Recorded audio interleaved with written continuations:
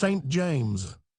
It has been shown, I think clearly, that this epistle cannot have been written to qualify or counteract any hard sayings in the epistles of St. Paul, that they were directed to quite different persons, that those who read the one in the first century were not likely to read the other, that in all probability that of St. James was the earlier in point of time. These facts, however, do not prove that there is not a very great difference between the mind and objects of the two apostles. The difference presents itself to us on the surface of their letters. We shall understand it more completely the more we penetrate into the heart of them. The question we have to consider is whether this difference affects the unity of the books of the New Testament in their testimony to Christ and to his church. Is St. James in his epistle not speaking of a Son of God? Is it not the leading idea which he is bringing out before us? St. James calls himself a servant of Jesus Christ. The name occurs but 2 or 3 times in the letter. That is one of its most remarkable peculiarities. Next he writes to the 12 tribes. Whatever we may say in this day about the loss of 10 tribes and the restoration of 2, he recognizes no such distinction. He regards the Jewish nation as a whole, constituted as it was originally in the descendants of Jacob. But why, you may ask, does he, the Christian, address himself to a nation, the greater part of which had rejected Jesus as their king? I can only take the words as I find them. He writes to the 12 tribes. He at the same time confesses himself distinctly the servant of Jesus Christ. It is the fact, whether I understand it or not. But I own at the same time that I could not understand his taking any other course. He felt that his belief in Jesus Christ was the sign of his being a true Israelite. That belief enabled him to appreciate his position. What he desired was that his brethren should understand and appreciate their position, that they should feel themselves to be indeed 12 tribes, a united nation, and that they should understand how and why they were so. Instead, therefore, of making them insensible to their privileges, his great desire was that they should be more alive to them, more ready to acknowledge what was involved in them. Do I suppose, then, that he was addressing himself only to those who had not been baptized into the holy name, who did not confess Jesus to be the Christ? I suppose no such thing. He could not exclude the Jewish believers from the 12 tribes if he had wished it. They gloried in their national position. He had taught them to prize it, and he could make the best use of their claim to share the privileges and responsibilities of the Old Covenant. He could make it the best means of instructing them in the nature and principles of the New. It is evidently assumed that those whom he was addressing were passing or were likely to pass through great afflictions. That circumstance would not in the least limit the application of the letter to converts. They often suffered much from their countrymen, but not sorer trials than the whole body of Israelites underwent in every part of the empire during the quarter of a century immediately before the destruction of the city. St. James addresses these sufferers, whoever they were, in most paradoxical language. Count it all joy, he says, when ye fall into divers temptations. Our translators, I conceive, have adopted a right word, though they have often been censured for not preferring another. St. James's meaning is lost if we suppose that the trials of which he speaks were not temptations. Those who were brought into them would be tempted to distrust God, to think that he had deserted them. And because they would be so tempted, the state into which they were come was a good one for them. For if there was an enemy who was turning their circumstances to the ruin of their faith, there was a friend who was using them for awakening and calling forth their faith. God, who was ordering all things for them, was not tempting them to evil. Let none of them fancy that. He was cultivating their trust and their patience. Their own lusts were drawing them aside and enticing them. But every gift was coming down, good and perfect, from the Father of lights, with whom is no variableness or shadow of turning. Here is the beginning of St. James's message to the 12 tribes. The God of Abraham, the God of their fathers, is the source of perfect unmixed good. No evil can come from him. Every circumstance which befalls them is to be welcomed as his instrument for conferring good upon them. They are yielding to something else than him, something opposite to him, if anything that befalls them leads them wrong. No lesson could be so necessary for a Jew of that time. If he had believed in Jesus of Nazareth, he had need to be reminded of this truth, for it was the only foundation on which his belief could rest. If he had not believed, the truth remained a truth. To acknowledge it was the first step to the confession of Jesus as the Christ. St. James goes on, "Of his own will begat he us with the word of truth, that we should be a kind of first fruits of his creatures." Everything is here referred to the will of God as the ground of their calling. They had not chosen themselves, he had chosen them. The assertion would be recognized by every Jew acquainted with his own scriptures as describing the source from which their covenant and history were derived. A believing Jew was bound still more thankfully to refer every privilege to this origin. But how would it be with the next word, "He begat us"? Evidently, the idea of paternity introduces itself here. A believer in Jesus would say at once, if he understood the meaning of his baptism, the glory of the new covenant, "Yes, we have not merely the calling of servants, but the adoption of children." Still, there was nothing in such language which a reader of Isaiah or Malachi could stumble at. "I have nourished and brought up children, and they have rebelled against me. Have we not all one Father?" How can such words be realized? How can we claim the I Am, him in whose sight the angels are not pure, as our Father? This was the question which St. James would have wished to excite in the readers of the prophets. He would have wished equally that the members of the church should feel that they had not some special privilege then, for the first time by some new and magical operation conferred upon them, but that their highest privilege was fully to know that relation which God had been gradually revealing to their fathers, without which they could not understand or act out their position as Israelites. St. James adds, "They were begotten by the word of truth." I do not at all insist upon this expression being interpreted as an Alexandrian Jew would of course have interpreted it, by the great passage in the 8th chapter of the book of Proverbs. I do not insist that the word of truth must mean a person. St. James might not intend directly to raise that question by his language. It had been raised already by the language of the Old Testament. The Jews were full of conscious questionings whether the word or wisdom, who was with the Lord as one brought up with him, and whose delights from the first had been with the sons of men, must not be a living bond between men and God, the organ of all spiritual communications.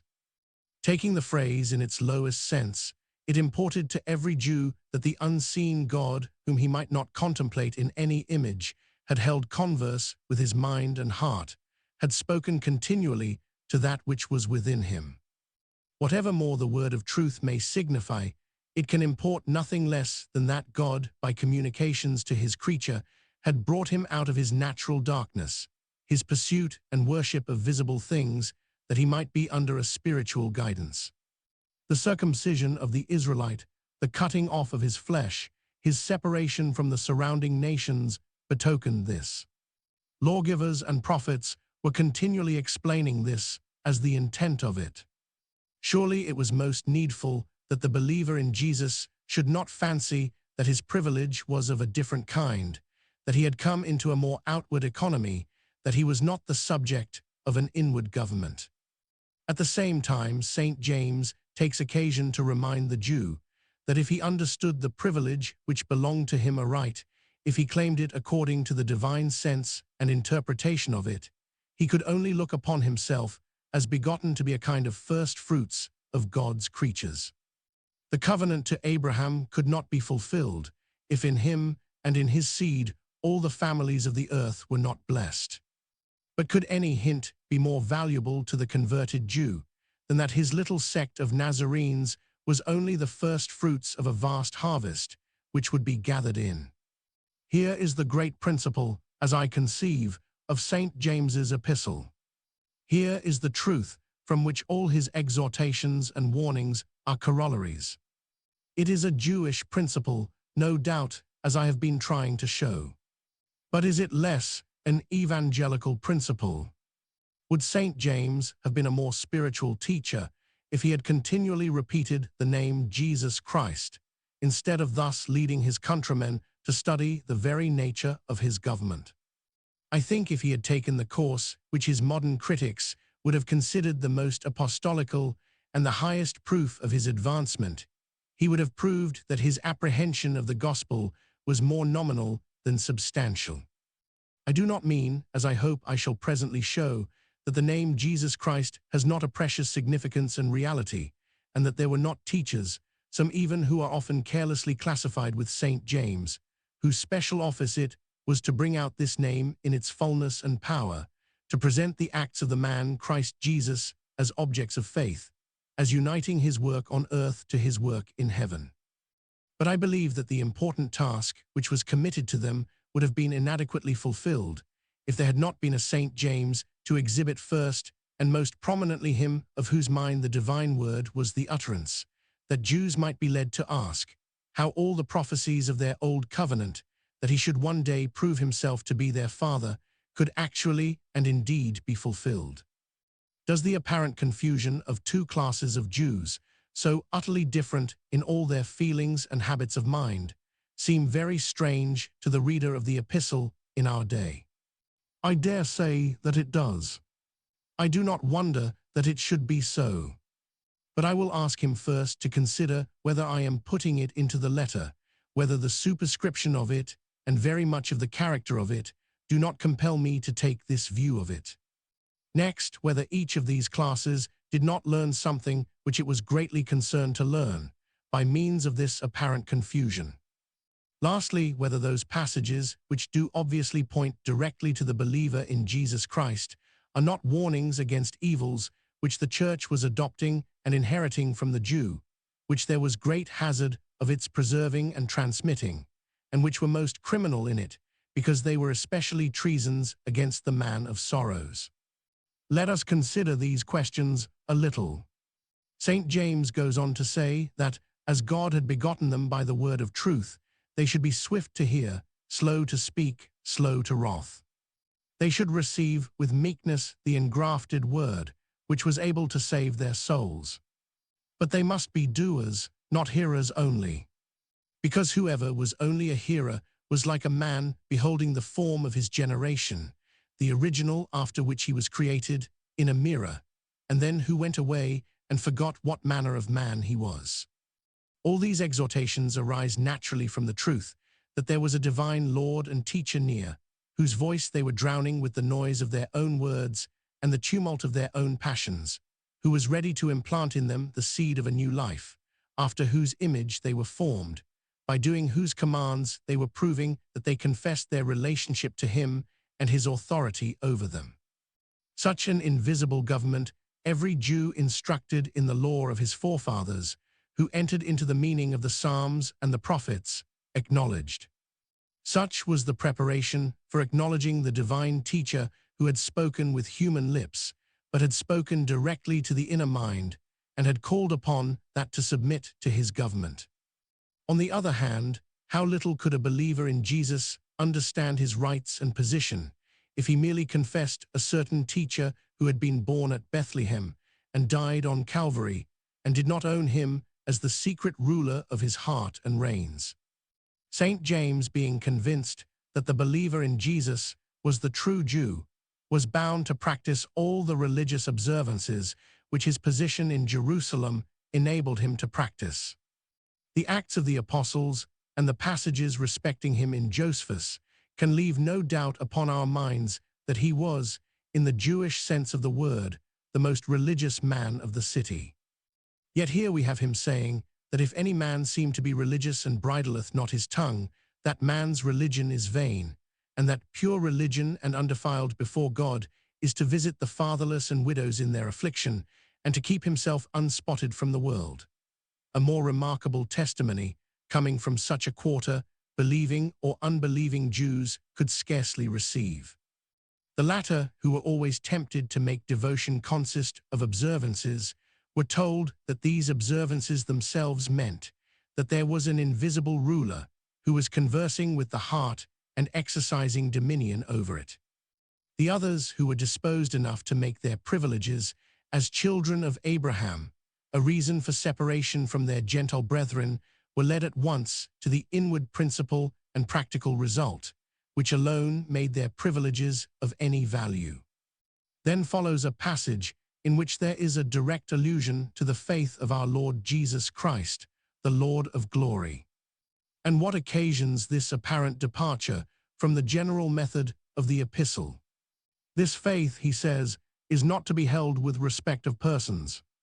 For if a man came into their assemblies with a gold ring and with goodly apparel, and there came in a poor man in vile raiment, and they had respect to the man in gay clothing, and said to him, Sit thou here in a good place, and said to the poor, Stand thou here, or sit under his footstool, would not they be partial in themselves, and judges of evil thoughts? No doubt such things had occurred, and were occurring in Christian assemblies. No doubt they had excited the especial notice and contempt of unbelieving onlookers, who thought themselves great worshippers of Mammon, at once perceived the contradiction when it was presented to them in the Nazarenes. St. James at once, for the sake of both classes of his brethren, admits and proclaims the contradiction. He allows that it is much grosser in those who confess him who is called the carpenter's son, who took upon him the form of a servant, than in all others. And hence he is able to show by a new argument how Jesus Christ fulfilled the law. Why ought they not, if they believed in him, to treat any poor man as beneath them? Because he came to embody in himself, and to enable them to exhibit in themselves, the royal law, Thou shalt love thy neighbor as thyself. A royal law indeed, the very law in the heart of the king, to which if they would not submit, they came under the penalty and terror of another law, a law which must be fulfilled in every point, a law of slavery, whereas they might obey the law of liberty, the law by which they would be judged, if they did not choose the other in preference to it. What a fine way of teaching a Jew the very meaning of his own book of Deuteronomy. How wonderfully does the Christian's sin become a lesson as to the need which a Jew had of Christ, that the law might not be destroyed, but fulfilled. The famous argument respecting faith and works follows, most naturally upon all that has been said already. What doth it profit, my brethren, though a man say he hath faith and have not works? Can faith save him? We fancy this was a Christian temptation. It was also, most emphatically, a Jewish one. The instance St. James gives explains the nature of it clearly. Thou believest there is one God, thou thinkest thou art not as other men are. Thou dost not worship visible things, a multitude of idols. That is excellent. The devils also believe and tremble. Faith in a God who tempts us for our good, from whom cometh every good and perfect gift, who of his own will begat us, this St. James had been putting forward as the very pillar of life. It was faith and trust in a living being who would work in them to do all right things. But faith that there is one God, or faith that there is a Christ, or faith that Jesus is the Christ, faith not in a living being but about one, could this save any human being? Could it raise any one out of sin? Could it make him better than he was before? No, like the devils he would believe and tremble, utterly separated from the being whom he confessed, rising to no thankful apprehension or worship of him, receiving no energy or operation from him. Abraham believed God, not that there is one God, and so he offered Isaac his son upon the altar, because God wrought with him, and by works his faith was made perfect. For as the body without the breath is dead, as the body requires a quickening influence to make it move and exert itself, so faith, which does not attach itself to a living person, and receives a vital breath from him which enables it to work, is dead also. Faith is not, and cannot be, according to St. James's way of looking at it, the spirit or quickening principle. That must be what responds to faith, God's power working in the man who trusts him. The next passage, on the government of the tongue, is in strict accordance with all this teaching. What an insignificant, unevangelical subject for an apostle to write upon, says, with his lips, or with his heart some Pauline partisan. Yes, if the dominion over the inner man, the government of the heart and reins and will, which is implied in the government of the tongue, which St. James directly connects with it, belongs to mere legal doctrine, St. James is essentially legal. But there may be persons to whom any illumination upon that subject seems in the highest degree spiritual, who feel that this is just the knowledge which takes them out of the circle of letters and laws that have reference to conduct, that merely restrains evil, and carries them to the springs and sources of all true and divine life. Here especially do we find that which St. James is so evidently endeavoring to set forth, the law of social life, whether in the nation or the church, under the new economy or the old.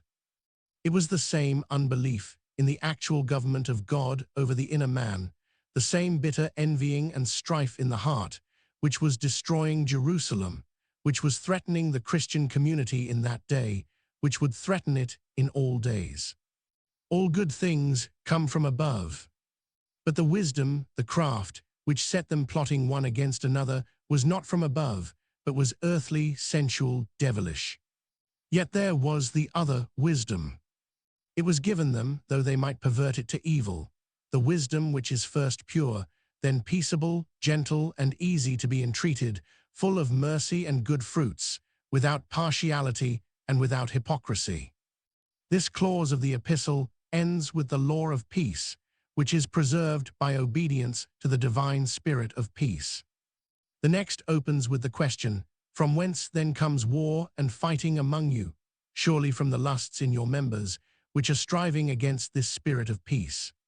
Submission to this spirit is the secret of all quietness, resistance to it, of all discord within and without. All pride, self-glorying, arrangement of plans for the future, proceeds from the same unwillingness to be subject to the inner ruler, the same unbelief that he is working in us to do the right thing and withstand the wrong. The last passage in the epistle, that which is included in our 5th chapter of it, has direct reference to a judgment which the apostle believed was approaching. The hour was coming when the rich, proud man would be called to account for the hire of the laborer which he had kept back by fraud, when the gold and silver would be found to be cankered, when the rust of them would be a witness against the hoarders, and would eat their flesh as it were fire. To mammon-worshipping Jews, whether they professed to believe in Jesus or to reject him, the words were equally applicable. St. James was no respecter of persons. He cared not to exempt them or their heathen persecutors. He wished each to take the lesson home, and each too might strengthen himself with the words, "Be patient, therefore, brethren, unto the coming of the Lord." Had they acknowledged the coming of Christ in the flesh, surely they could not be content unless it were shown to all that he was the King. Had they not acknowledged him, were they still looking out for a great king and judge? Let them look and wait. Only let them ask themselves whether any but such a judge as this, any but one who had cared for men and suffered for men, could be the judge and deliverer they wanted, whether they could bear to look upon any other. The patience of Job, of the prophets, of all that had gone before, had surely been recorded for their encouragement and example. They might be patient as these were. They might check all natural restlessness and wait for a coming deliverance as these had done. They would not be disappointed. The deliverance was coming. But if they were not waiting, if they were weary, discontented, hopeless, Jews, Christians, why was that? Such, I think, is the tenor of this epistle, which some would persuade us was written to discourage faith and teach conformity to an outward law. It is, I apprehend, one of the most wonderful exhortations to trust in an inward spiritual teacher, lawgiver, life-giver. It is the Sermon on the Mount, redelivered after that Spirit had descended, who could indeed make men perfect, as their Father in heaven was perfect. If the writer of it had not acknowledged a Son of God, and a Son of Man who had established his kingdom among men, his epistle would consist of a number of incoherent sentences, utterly ineffectual for any moral use. That faith converts it into a living whole, into one of the most practical discourses, upon which that or any age could meditate.